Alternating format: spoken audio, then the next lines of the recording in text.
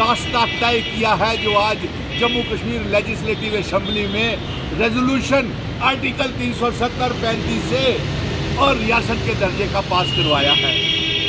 वो मुझे रास्ते में कितनी रुकावटें आई, मैंने अपना मुआक्कफ विजन डॉक्यूमेंट पूरा करके साबित कर दिया कि मैंने महाराजा हरि सिंह जी की, अपने बुजुर्गों की, डोगरा रियासत की पगड़ी मान सम्मान के साथ बिना समय गवाए ये रेजोल्यूशन असेंबली में लाया जाए। और मुझे मालूम था, और दूसरा ये भी मालूम था कि रियासत के दर्जे का इनका दोहरा चेहरा, दोहरा कैरेक्टर यही है। क्या कहेंगे मेरे पत्रकार मित्रों, 5 अगस्त 2019 को जब मेरी रियासत तोड़ी गई थी तब मैं जार जार रोया था, और आज भी मेरी आंखें नम है, ये खुशी के आंसू हैं। और आज जो 5 अगस्त 2019 को आप गवाह हैं मेरे तमाम पत्रकार मित्र कि मैंने किस तरीके से आज तक का रास्ता तय किया है जो आज जम्मू कश्मीर लेजिस्लेटिव असेंबली में रेजोल्यूशन आर्टिकल 370-35 से और रियासत के दर्जे का पास करवाया है। वो मुझे रास्ते में कितनी रुकावटें आई, कितनी तोहमतें लगी, कितने धरने बुगड़ डाले और न जाने जेलों में जाना पड़ा, मैंने परवाह नहीं की। और मैंने तब भी कहा था कि मैं सही रास्ते के ऊपर हूँ। महाराजा हरि सिंह जी की डोगरा रियासत तोड़ने वाले दिन 5 अगस्त 2019 को मेरी आंखें जार जार रोई थी, और आज जो आंखें नम है ये खुशी के आंसू हैं मेरे मित्रों।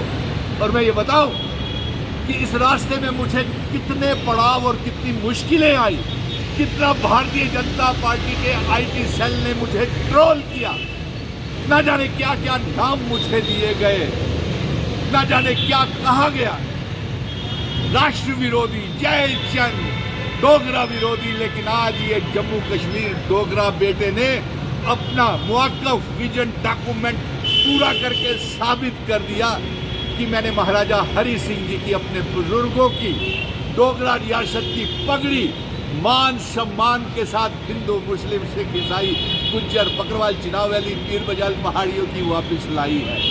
मेरे साथ सिर्फ 1 करोड़ 30 लाख अवाम और नौजवानों के सिवाय मेरे साथ इस जंग में कोई नहीं था।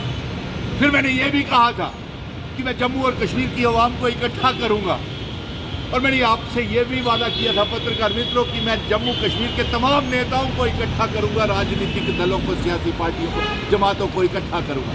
मुझे ये भी इल्ज़ाम लगाया गया कि ये कश्मीरियों की बात करता है, मैं कश्मीरियों की बात नहीं करता था। मैं जम्मू कश्मीर, अपने बुजुर्गों की विरासत की हिफाजत करता था, महाराजा हरि सिंह जी की डोगरा रियासत की हिफाजत करता था।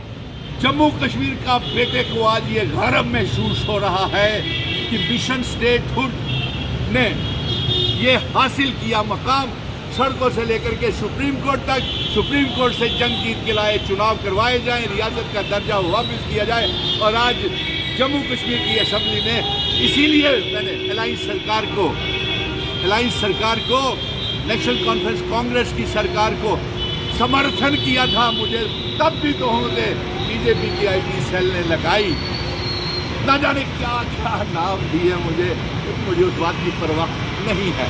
आज खुशी है मुझे, और मैं ये बताऊंगा कि मैंने कल भी आपसे कहा था कि बिना समय गवाए ये रेजोल्यूशन असेंबली में लाया जाए, और मुझे मालूम था, और दूसरा ये भी मालूम था कि रियासत के दर्जे का इनका दोहरा चेहरा, दोहरा कैरेक्टर हमें देखने में मिला भारतीय में। अरे इन्होंने दरबार मूव कर दिया। डोगरा रियासत का महाराजा हरि सिंह जी ने 370-35 से स्टेट सब्जेक्ट दिया था। कुछ शर्तों के ऊपर असेशन भारत के साथ महाराजा हरि सिंह जी डोगरा रियासत का करके गए थे। इसको लेकर के भी ये 370-35 से और स्टेट सब्जेक्ट को बचाने के लिए जो हमने जंग लड़ रहे हैं असेंबली में, उसका भी विरोध कर रहे हैं। मुबारक है डिप्टी चीफ मिनिस्टर को, मुबारक है डॉक्टर फारूक अब्दुल्ला, उमर अब्दुल्ला, सोनिया गांधी, राहुल गांधी और तमाम पॉलिटिकल पार्टीज को मैंने इकट्ठा बिठाने का कोशिश की। कुछ तो मेरे संग संग चले, वो मंजिल पे पहुंच गए। मैंने तब भी कहा था कि इन्हीं विजन डॉक्यूमेंट के ऊपर जम्मू कश्मीर की सरकार और मुख्यमंत्री बनवा करके दिखाऊंगा, और इसीलिए मैंने ये चुनाव नहीं लड़े थे।